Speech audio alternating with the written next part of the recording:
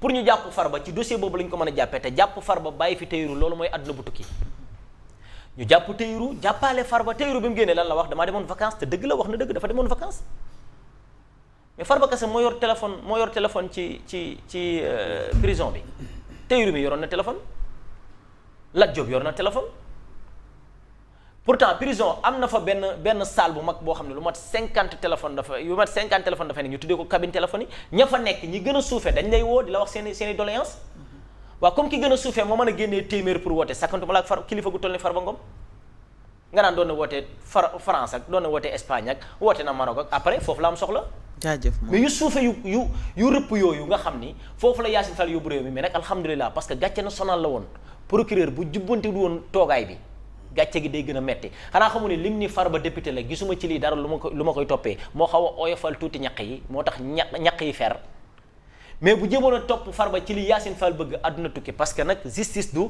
li neex Ousmane Sonko laay def wala li neex Yacine Fall Ousmane li ko neex mooy que ne képp ku dis gor ñu tënk la képp ku dis gor ñu def la jàmm képp koo xamante ni si am nga teraanga ñu toroxal la suufeel la ba dootoo am dara Ousmane ak ñi mu àndal loolu nañu am loolu nañuy joxe mais ndax li neex Ousmane neex Yacine Fall moo war a neex procureur moo war a neex juge bi moo war a neex magistrat bi déedéet parce que ñooñu li leen war a neex mooy dëgg parce que bi ñuy jàng Ousmane ak Yacine Fall fekkewul bi ñuy waat Ousmane fekkewul bi ñuy pratiquer seen métier Ousmane fekkewul Ousmane daf leen dab. Modou kañ ngay daaneel. bis boo bëggee.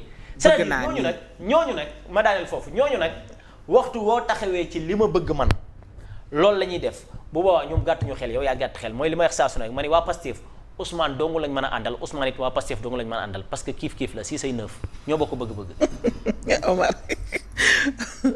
Omar est-ce que du ma ñëw ak yow ci gerte gi. waaw bon dans le cadre de Farba Ngom aussi jàpp naa ni xam nga affaire de téléphone portable moom téléphone portable yor ko prison du délit. sanction disciplinaire. waaye c'est une faute disciplinaire. sanction disciplinaire la léegi ñu énuméré ca biir. waaw léegi nag waaw mooy problème bi. transaction d'argent manipulation de la presse communication hors du pays. loolu mooy problème bi mooy article 80 quoi. article 80 quoi ay trouble ay kii ak yooyu. à l'ordre public ak yooyu. mooy maanaam peut-être xam naa ni côté boobu la ñuy xoole peut-être que ñoom yàlla veut dire que tey Farba Ngom depuis la prison dafa bëgg a déstabiliser dëkk bi. ànd ceeg ay journalistes parce que bu ñu nee demee ba naan ay woote naag ay Bangladesh woote naag Maroc woote naag kii xam naa ni foofu ngay waxee quoi mais tey est-ce que aujourd'hui dans le cadre d'un dossier aussi sérieux mën nga jàpp Farba Ngom def ci instruction àtte ko juge ko ba daan ko condamné ko ba dernière instance est-ce que loolu mën na nekk aussi parce que aussi Farba Ngom aussi dafa am ay avocats yu chevronné am nga tamit justice ñoom tamit te ñoom aussi dañuy calculer les échéances électorales te tant que amul benn condamnation définitive aussi Farba il garde ses droits civiques donc est-ce que ci laps de temps bi ñu nekk mooy tey jii on est en 2026 les élections locales xanaa peut-être ñu daax xanaa dañ bëgg a daax les élections locales waaw fast track tamit mën na am aussi mais man lu ma déplorer dans le cadre de ce dossier là mooy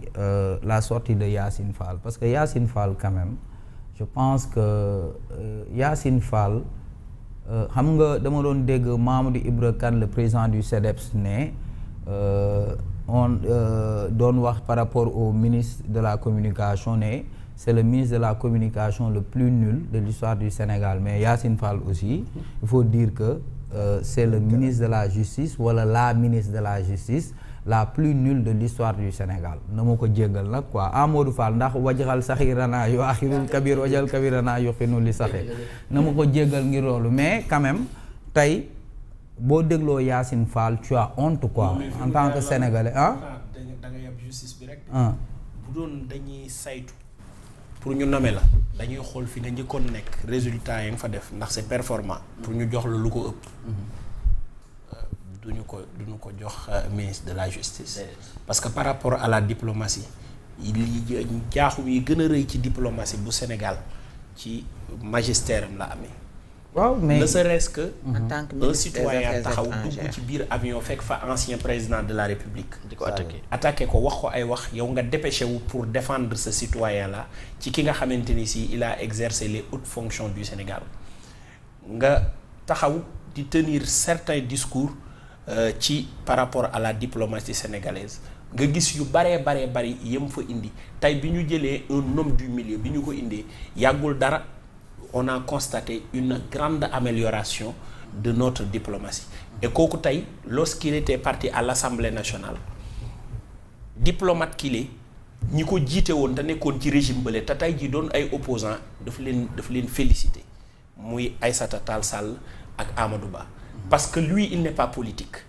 moom le ministre de l'actuel ministre des Affaires étrangères il n'est pas politique bokkul Pastef politiqueul diplomatie la jàng loolu la xam moo tax il les a remerciés diplomatiquement parce que c'est un homme du milieu boo évaluer ci diir bi fa Yacine Fall nekk li mu fa def ak en un temps record l'actuel ministre li mu fa def nga xamante ni si y a pas photo tey jii kooku bu ñu ko yóbboo justice et ki ko yóbbu justice taxaw ni elle n'est pas juriste certes à un certain niveau d'étude tu deviens transversal ci poste bu nekk mën nga ko yor mais li tax ma yóbbu ko fa maa ko xam ça commence à véritablement porter ses fruits de lui-même ses objectifs qu'il visait ba tax mu yóbbu ko fa tey it bu ñu fàtte elle est la numéro 2 de Pastef et l'ancien avocat de Ousmane Sonko et le ministre de l'Intérieur.